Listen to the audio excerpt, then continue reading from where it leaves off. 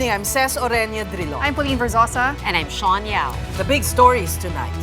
President Marcos tells Filipinos not to panic with help on the way after the declaration of a national energy emergency. Some senators say the action is just too little, too late. Many members of the transport sector are as disappointed with the Marcos administration's response. They are pushing through with a massive strike tomorrow and on Friday that promises to cripple public transportation. And the House Justice Committee is summoning witnesses and documents in the impeachment of Vice President Sara Duterte. The VP calls the proceedings a fishing expedition. Supply at ang presyo ng enerhiya at yun ang kailangan naming tugunan ng direkta agad. Kaya that is why we declared not a general state of emergency but a state of energy emergency. That this does not mean that we should panic. We are doing everything that we can to assess and to alleviate the situation. It is a precautionary tool so that we are ready for whatever comes next. Concerning kasi kahapon very clear na walang national contingency plan after 25 days. Ang punto naman natin dito is kailangan guided rin ang publiko at ang lehislatura kung ano ang gagawin sa bawat ibang senaryo. Mukhang sobra lang ang bagal. Kasi reactive eh. My God, crisis na tayo, naka-break na ang Congress. Emergency situation, the President may call on the Congress at any time.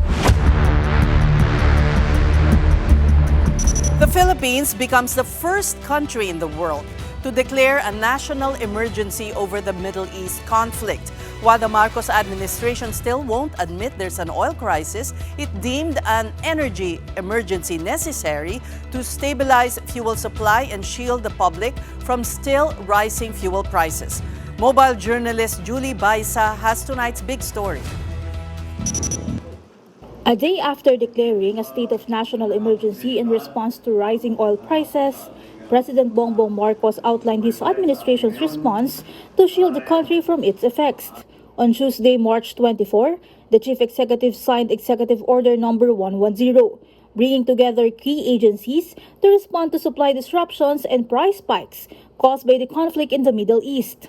The declaration grants the government expanded powers to fast-track oil imports, intervene in electricity prices, and intensify action against hoarding and profiteering. Malinaw ang salitang ginamit natin, energy emergency. Hindi ito emergency ng pangkalahatan. It is a very specific and a very precise emergency. It is an emergency of the energy sector, the supply of energy, and the prices of energy. At yun ang kailangan naming tugunan, state of energy emergency. I want to assure everyone that this does not mean that we should panic. It means that we are doing everything that we can to assess and to alleviate the situation. It is a precautionary tool so that we are ready for whatever comes next.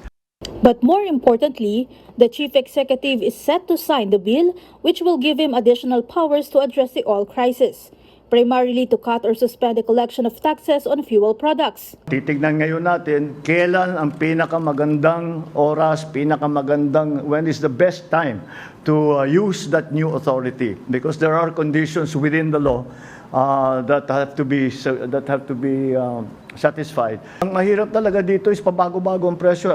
Mahirap talaga magplano. In his address on Wednesday, March 25, the President assured of sufficient fuel inventory, citing an average 45-day supply of gasoline, diesel, kerosene, and jet fuel. He also directed the Department of Energy to continue sourcing from alternative markets outside the conflict zone. Right now, I'm very confident in saying that we have sufficient supply. We will continue to source those supplies, and I do not think that there is a problem. To cushion the impact of rising fuel costs on the public, the government has rolled out a series of interventions, including cash assistance for PUV drivers. Fuel and fertilizer subsidies for farmers and fisher folk are also being readied. Free rides and 50% discounts on LRT2 and MRT3 are ongoing for Metro Manila commuters, while terminal and aeronautical fees through CAAP have also been lowered. The president, however, acknowledged the possibility of grounding planes if jet fuel becomes scarce. The administration is likewise talking to manufacturers to maintain prices of basic goods at current levels. LGUs will also start distributing free rice through the local government support fund. Marcos emphasized that all options remain under consideration while the Gulf War rages on.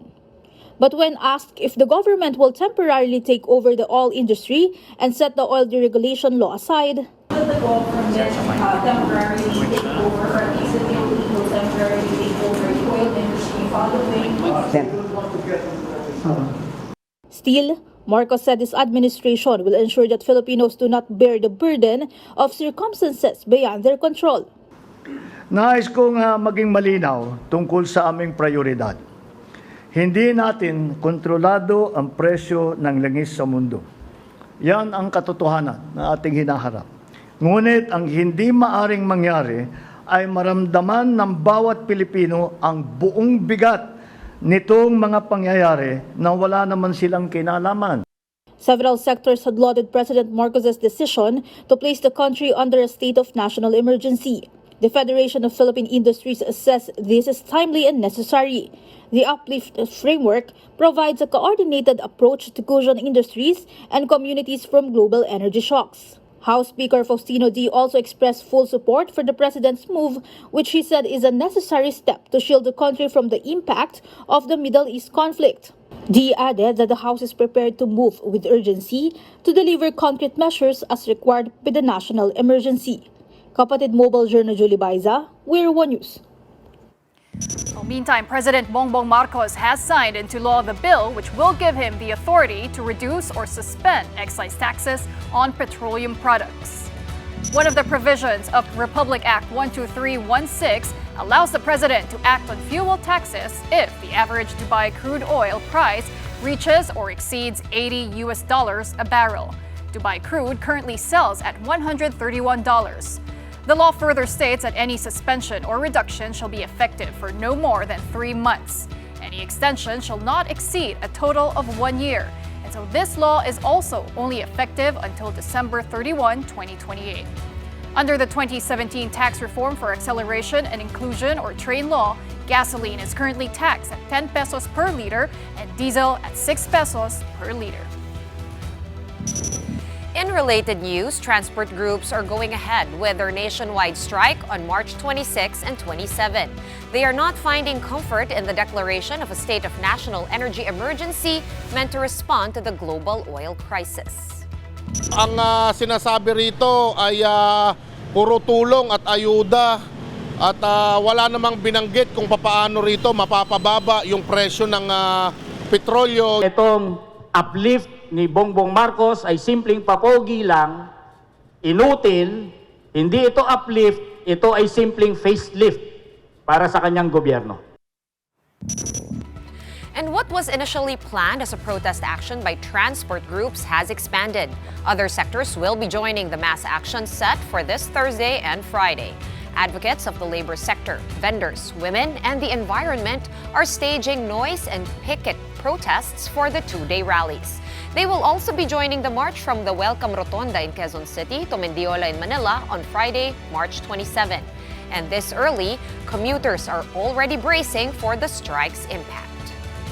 Malakas ang loob natin dahil talagang makikisama sila, makikiisa sila kasi lalo na yung mga galit na hindi po nakakuha ng ayuda po ngayon. Strike rin ko na lang, papuntang pa ako.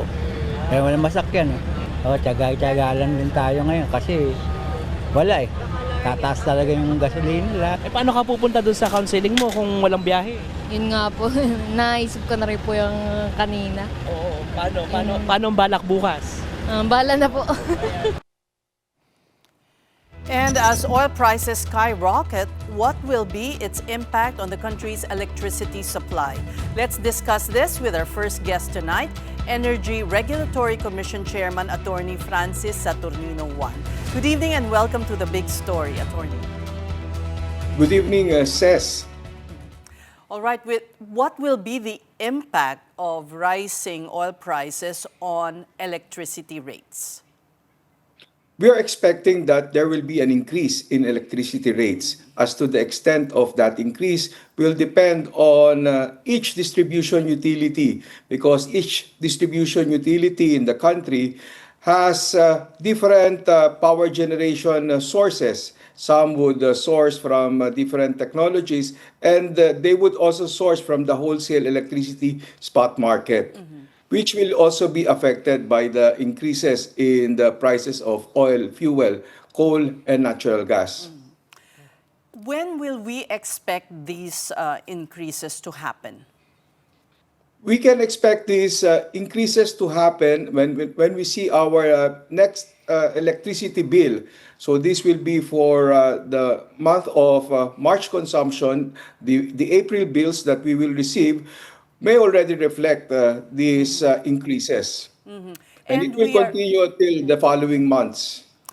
We are entering the summer months where, consumption increases. And already, even before the increase in oil prices, we've already seen shortness in supply. I understand there's a yellow alert already in the Visayas. Is that effective already, or will this yellow alert still be upcoming? No, it would still be upcoming. There may have been some yellow alerts at some trading intervals in the past few weeks, but the yellow alerts we are not yet seeing because the supply remains normal as of today. So the yellow alert may come in when our demand increases in the next few weeks because of summer, plus if there would be some outages of the big plants. Let's explain lang po, ano po yung yellow alert and how will this be exacerbated by increase in prices? When we say that we are on yellow alert, it means that we do not have enough reserves. The reserves are needed so that in case there is a sudden increase in demand or there is shortness in supply, these reserves can be used to augment the supply and then be able to serve the demand. So it doesn't mean that there is already a deficit when we say that we are on yellow alert. It is just that there is not enough reserves. Okay, so aside from an increase in electricity prices that we may expect next month in our bill, are you saying there's a possibility of outages too? That is always a possibility because our system depends on the availability of the power plants. While at this time we have enough generation capacity in our system, but there may be some incidents, unforeseen or otherwise, that may cause some of the plants to be offline. What are these unforeseen incidents? Could it be possible because we're heavily dependent also on imported coal? Ilang percent po ba ang importation natin of the needed supply of coal to run our generation plants? I don't have the exact data, but as far as our generation mix, we are still highly dependent on coal-fired power plants for our base load requirement. So base load means that this is the demand that we have all throughout the day that can be better served by coal plants because they run efficiently if they run 24/7 or most of the time of the day. So this would mean also that running these baseload plants would turn out to be cheaper because they are able to generate more throughout the day and they're able to maximize the capacity that they have. But of course, if there will be some problem in the supply of coal or if the supply of coal, the cost increases, then that will impact our electricity prices. So, the prices of coal will definitely increase as well because of the freight costs. But are we assured that we can import? There is enough source? Based on information from our generation companies, the last time that we met, they are assuring the commission that they have the coal, that the coal that they have already contracted in the past will be coming, except that of course there was increase in the cost of transporting this coal, so they can be used by our power plants. Well, Attorney, one of the good things about the energy sector is that it is regulated by you guys. And we did speak to Energy Secretary Garin. She said she has been trying to secure coal because she's foreseeing, no, because of the disruption in LNG supply, that we might have to actually increase or turn back on some of the coal plants that we're trying to move away from. Do you have like some rough percentage of like how much LNG we have to be giving up in favor of returning to coal? I don't have the exact percentages, but what I got from the secretary and her directives is for us to be able to maximize the availability of the resources, the cheaper resources, or those resources where we have abundance of. And because of this, and to have flexibility, there is the recommendation by the Department of Energy for the ERC to already declare a suspension in the wholesale electricity market. So that would mean that with the suspension, we will have a control over what plants to dispatch ahead of the others. And in terms of pricing, we will be using the administered prices. So there is some sort of a regulation of the price that will be imposed by the various generation companies. Okay, so just to clarify, Attorney, what the ERC can do is you can actually step in and kumbaga i-disrupt yung wholesale electricity spot market or WESM, and you can actually, to a certain point, no, dictate the prices. Yes, this is made possible with the declaration by the President of the energy emergency under EO 110. And on that basis, the Department of Energy earlier today has already recommended to the ERC for the suspension, for market suspension of the WESM. And we are acting on that recommendation Are already. the power generators in agreement?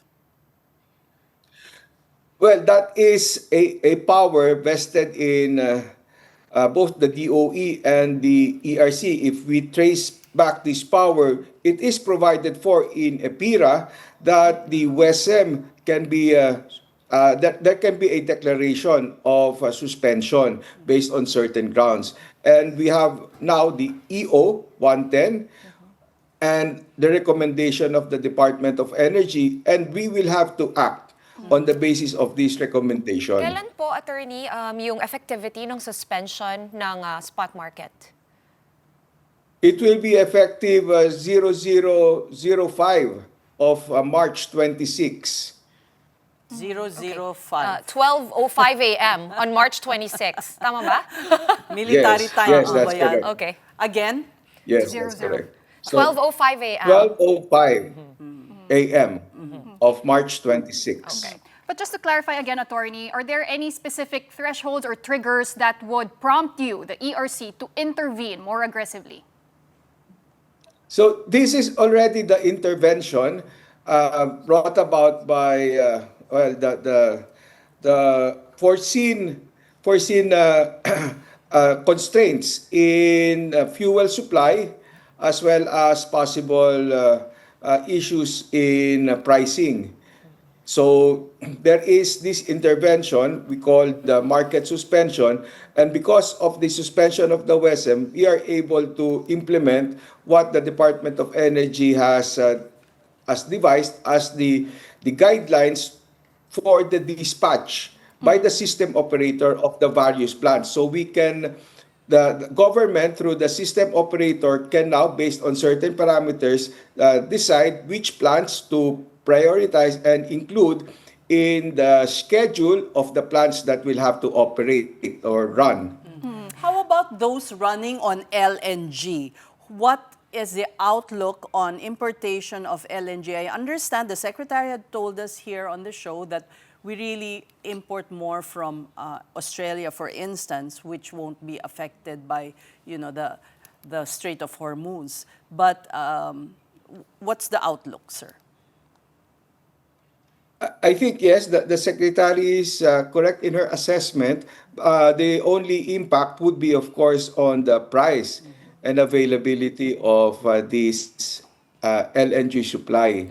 So if the plants, the plants that rely on this LNG will be operating at a higher marginal cost, then there is the possibility that if compared between the coal and this LNG, under the guidelines, the system operation guidelines, then what may be prioritized would be the coal plants in the dispatch, if they are available anyway, because they are cheaper. But of course, we will need to take a look at the contractual arrangements entered into already by these power plants, because these power plants, while they go to the WESM for the spot sales and also the scheduling, they actually have bilateral contracts, and they may have some committed volumes to supply to their off-takers or to the distribution utilities that they will need to run or to be included in the dispatch schedule. And over the weekend, attorney, I saw a report coming from Quezon Province. Sa isla ng Patnanungan, I think they're still running on diesel there. Ano po yung plano natin for those that are dependent still on diesel? Has there been a directive also from the Energy Department or perhaps the Palace? The off-grid areas, the supply to the off-grid areas is done by our National Power Corporation. Most of the power plants of the National Power Corporation, as well as the private sector Some of them have been providers. privatized. Yeah. The plants of Napocor in the on-grid have been privatized. So Napocor is relegated to the supply to the off-grid areas, to our islands. And the supply by Napocor to the islands is mainly through diesel and diesel power plants. So that is also a concern, because with the increase in the cost of fuel, they definitely, or Napocor would definitely need additional budgetary support for its operations. So what will happen, sir, to these off-grid areas? Marami rin sila. Wala na silang kuryente because they have no other source. Yeah, right now, the report in the Patnanungan Island is parang 16 hours na lang operational yung power plant doon. And in areas like Palawan also some areas there rely on diesel-powered plants. They continue to be provided by either the Napocor and the new power providers or the private sector suppliers in these areas. So depending on... How many are we talking about, attorney? How many are these SPUG areas? There are several. I don't have the exact numbers with me. It's the responsibility of Napocor to provide electricity service or generation in these off-grid areas.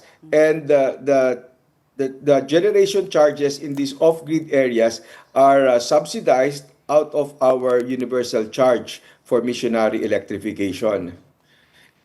We have computed possible impact if there will be an additional need for, say, 10 billion or 30 billion until, say, September. So there are calculations of how much additional budgetary support or requirement of NAPOCOR and what the impact of that will be on the universal charge for missionary electrification. So, right now, we are already shouldering the subsidy to the tune of 27 centavos. So there is possibility if we will need to provide continuously service to these off-grid areas without interruption.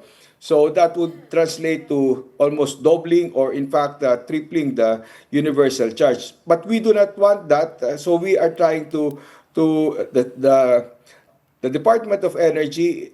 Earlier we had a meeting between or among the Department of Energy, NAPOCOR, and ERC. We're looking for ways on lowering the fuel cost of NAPOCOR through the use of blended fuel, things like that. If there can be some reductions in the operating cost of NAPOCOR that will at least mitigate or offset some of the increases in fuel. Government through NAPOCOR is looking at that. All right, we've run out of time, but this needs more extensive discussion, sir. So we hope to have you once again in the program. That was Energy Regulatory Commission Chairman Attorney Francis Saturnino Juan. This is a big story on One News. One House panel wants financial records from businesses of Vice President Sara Duterte and her husband. That's as impeachment complaints against the VP move forward. We have details next. Stay tuned.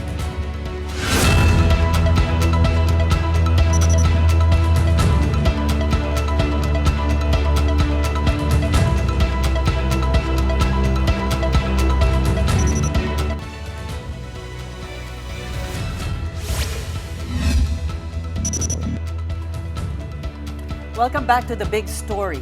Vice President Sara Duterte was a no-show in her impeachment hearing at the House of Representatives, but that did not stop the Justice Committee from proceeding, issuing several subpoenas. Mobile journalist Amy Atienza with this report.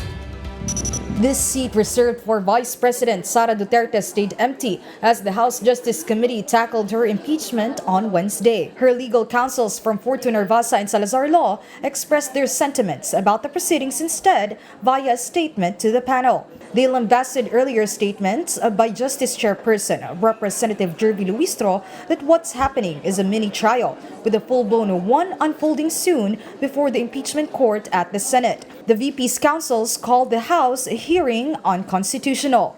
We believe that the committee really has no jurisdiction to conduct any form of trial. There was no disrespect intended because in fact we had responded to the invitation that was extended to us. In a statement, Duterte also called the lower chamber's proceedings a fishing expedition, claiming it does not have anything on her. Justice Committee members tweeted the Vice President at once. They quoted Article 11, Section 3.2 of the Constitution, which said that after the committee hears and secures a majority vote, it has to submit a report within 60 session days. The hearing, therefore, shall serve as preliminary investigation where they pinpoint probable cause of the complaints. After that, findings will be referred to the Senate as it convenes as an impeachment court. Again, we are not yet determining the guilt.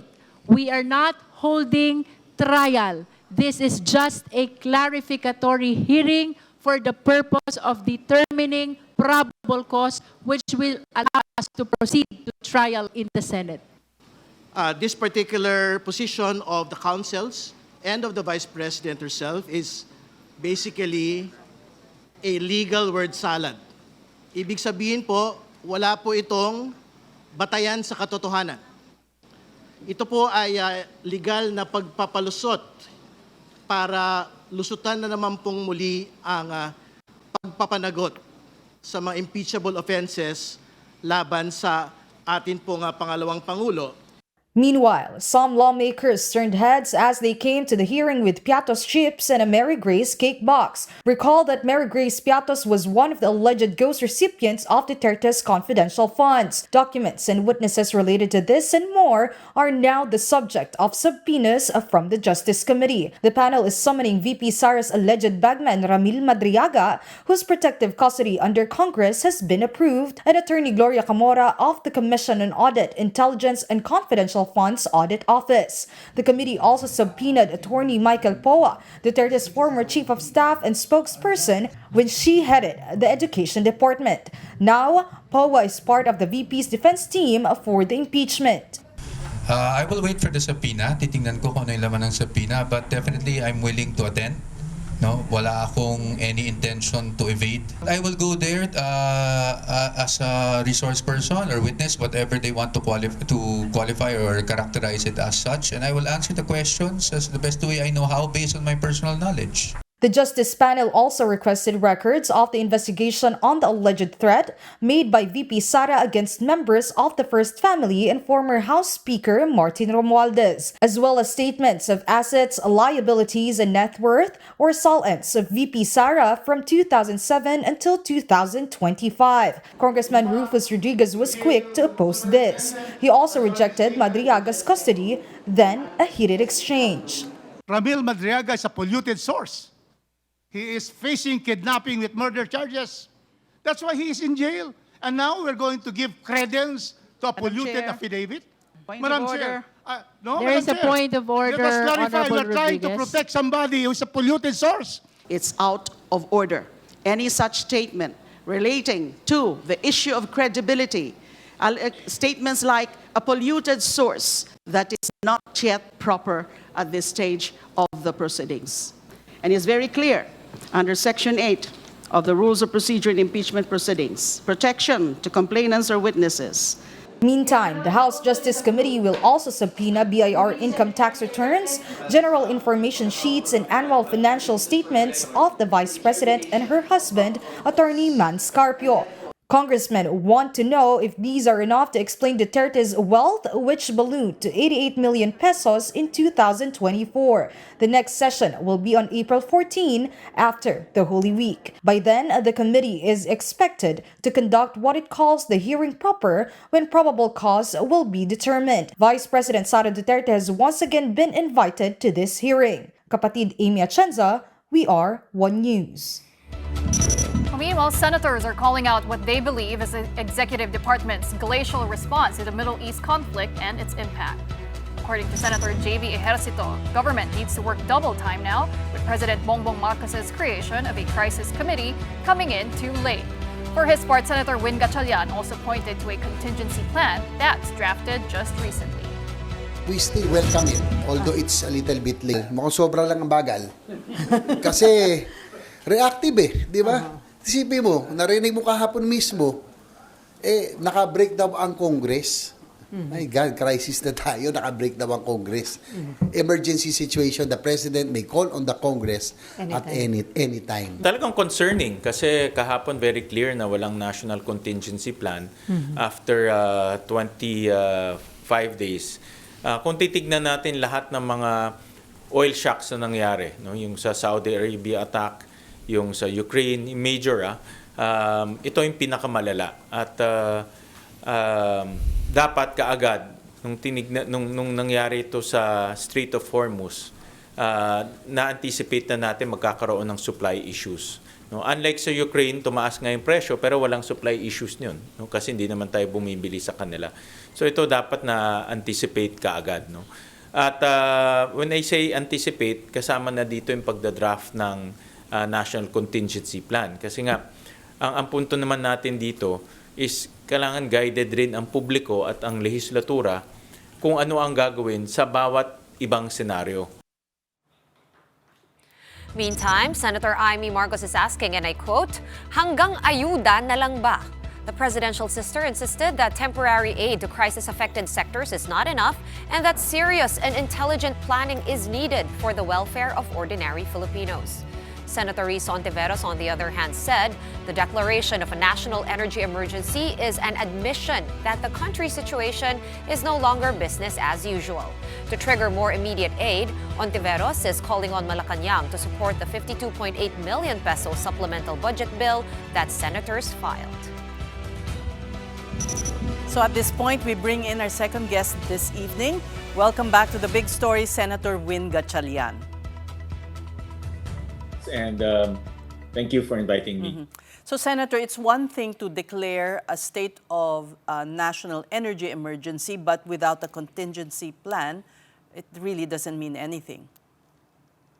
Well, correct. You need a plan. You need something to guide you to implement the national state of energy emergency. And I know it's very difficult. No one has a crystal ball. So that's why you need to come up with very detailed scenarios on how to respond and what is the corresponding budget in those responses. What's important here is when you respond, there's a corresponding budget. There's a budget ready for every scenario and for every case. Senator Ontiveros mentioned a measure where there are funds allotted for a supplemental budget. Can you explain this to us? What is allotted for in that measure? Well, Senator Ontiveros filed a supplemental budget, and the Committee on Finance is studying this. And she proactively came up with sources of funds as well as redirecting of funds to important social mitigating programs. And it's important. I have to commend Senator Risa for thinking ahead, thinking of the worst. Because when this gets protracted, then we will really need to allocate more funds to social amelioration and other mitigating social programs. And you have not seen a similar plan by the DBM or other government agencies presented? Well, I think the hearing was shown on the news yesterday, and the public had full view of the proceedings yesterday. And the first thing that we asked is, is there a national contingency plan? And nobody can answer that. Instead, we saw a hodgepodge of reactive plans. And of course, those are very important. I give credit to the SWD, to DOTR, to DMW. But these are just reactive plans, meaning if people start clamoring for help and people start clamoring for assistance, that's when government responds. And that's not planning, that's reacting. What we need now is a scenario building and what actions we will take in those different scenarios. Should the President convene the LEDAC and so that you can all agree on how to go forward? Well, the President already signed that executive order creating Uplift Committee. That's a good way forward because that will now cohesively put together all the different agencies with the focus on energy. The focus of that executive order is to address our energy needs and energy crisis. All of these things that we are experiencing stems from the energy crisis that we are facing. And I say crisis because uncertainty is a crisis. If you don't know if you're going to get fuel in the next, after 60 days, then we have a big problem. Okay, Senator, going back to the supplemental budget bill that was filed by Senator Ontiveros, so she earmarked like some 52.8 million, but you are the Finance Committee Chair. In your opinion, you've already voiced out anong mawawala kung tinanggal yung excise tax, etc. How much room do we have? And do you think we can scrounge up maybe more than 52.8 million pesos in case, as you said, this gets protracted? Okay. We have approximately 380 billion of room in the 2026 budget. Almost 200 billion can be used for social amelioration as we speak. So the DBM and our numbers actually jive that almost 200 billion can be used for various social amelioration. For example, subsidies to drivers, social protection for the most vulnerable, and we can also have social protection for farmers. So if you compute all of those will amount to 200 billion. Then we also calculated close to about 170 billion for belt tightening. So, and we've seen this during the pandemic time. The government issued a national budget circular to implement belt tightening across the government. And we calculated at 20% belt tightening approach, we can save up to 170 billion. So you have close to about 370 billion, 380 billion to. For instance, can you cite like a specific belt tightening initiative or? Aside from For the 4-day example, work week. Yeah. famous lakbay aral. No? You don't need to go to Boracay and conduct your seminar. You can do it online. The trainings and seminars itself, traditionally, people will go to Cebu, will go to MOA, will go to Marriott and hold their trainings there. They can do that using online. We also saw some leeway in, for example, fuel and electricity, since government is already implementing a 4-day work week, so we can save in those amounts. Okay, all right. Now, the president just signed, as you had said, the excise tax law, but while you approved it, you're very worried about the Very result. cautious. Yes, the loss in revenue. And you would want a delay in that? Not to resolve Right now we're at the point that this can be implemented. There's also clamor from the middle class and people who own vehicles. And the excise tax will reduce 10 pesos immediately to the price of gasoline and 6 pesos to the price of diesel. So that's also relief to the middle class and those families who own vehicles. But again, you have a lot of mechanisms, you have a lot of tools. You don't use that all at once. You have to time it very carefully because all of those tools have repercussions. Excise tax will reduce collections by about 17, 18 billion a month.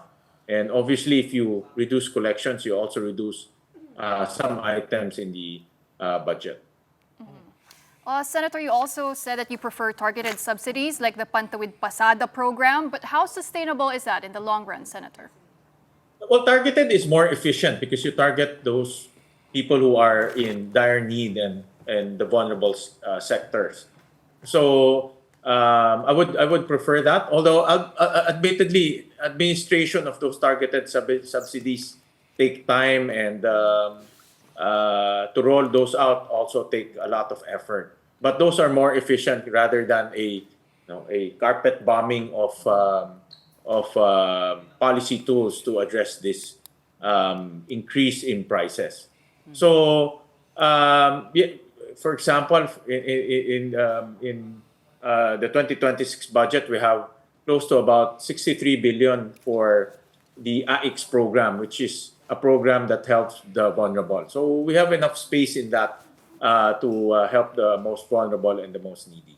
But the contingency plan, though, Senator, I think most people would agree with you that that's what we are looking for most. Is there anything that you senators can do to kind of, pitch in or kind of pressure maybe the executive? Well, that's exactly why we created the Protect Committee. The Protect Committee is an oversight committee related to this Iran conflict. And number one on the agenda is to strongly urge the executive to come up with a national contingency plan. And I believe the executive order which created the Uplift Committee, I'm very sure that they will move forward with a strategy and a plan.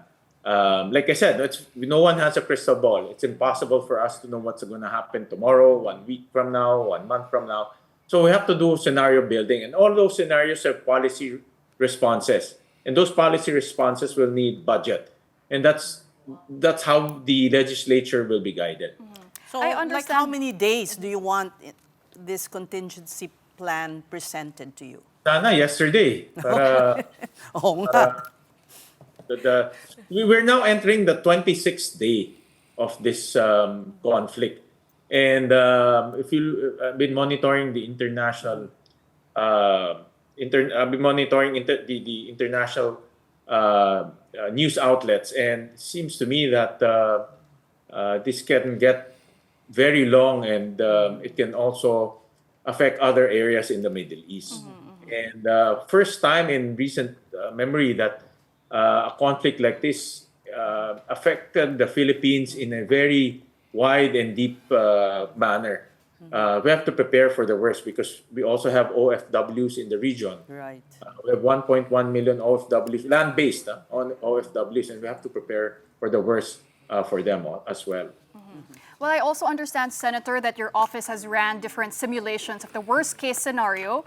And you pointed out that oil running out is a likely possibility. But based on your findings, how many days of fuel buffer do we realistically have left? The Energy Department says there are still about 45 days. But do you think they're also downplaying the severity of the situation? Our physical constraint now are the tanks. Even though we have money, even though we have the supply, we cannot hold them here in the country because we don't have the physical tanks. So based on the briefing yesterday, for gasoline, we have approximately about 60 days, and for diesel, about 45 days. What's worrisome is the succeeding days, because apparently the Department of Energy has not locked in any firm supply orders after 60 days. And if you're a businessman, you cannot operate your business on a monthly or a bi-monthly manner. You have to have certainty. If you have delivery trucks, if you have logistics activities, you cannot plan it on a 2-month basis. And that's the problem right now. So that's why we suggested to already tap into the goodwill that our country has made with other countries. Over the past 3 years, the President has made very good relationships with many countries, the United States, Canada, South America, and all of those are new sources for petroleum. And the government, through this executive order, the government now can expedite the G2G approach, the government-to-government approach, and we suggested that government should already activate that so that we can get new sources of supply. So, in closing, Senator, what do we all do now? Should there also be an appeal to each and every Filipino to conserve, to limit their consumption? Well, definitely. That's why this is a whole of nation approach. Government can only do so much. We don't produce a single drop of oil. We import everything, and we have to conserve as well. So non-essential activities, or if you can bike or if you can walk to the nearest 7-Eleven, let's do it rather than taking your car. So little things matter, and we enjoin the public to also help conserve the use of petroleum. And in the medium term, think of shifting to electric vehicles. I think we really need to get out of this addiction to oil, and one of the ways is to shift to electric vehicles. Do you drive an electric vehicle? I drive a hybrid. Okay. All right, setting the example. Luckily. Thank you for joining the Big Story, Finance Committee Chair, Senator Win Gatchalian. And we are pausing for another quick breather, but right after that, can Manila and Beijing finally agree on a joint energy exploration in the South China Sea? President Marcos is open to the idea. The details when the Big Story returns. Keep it here.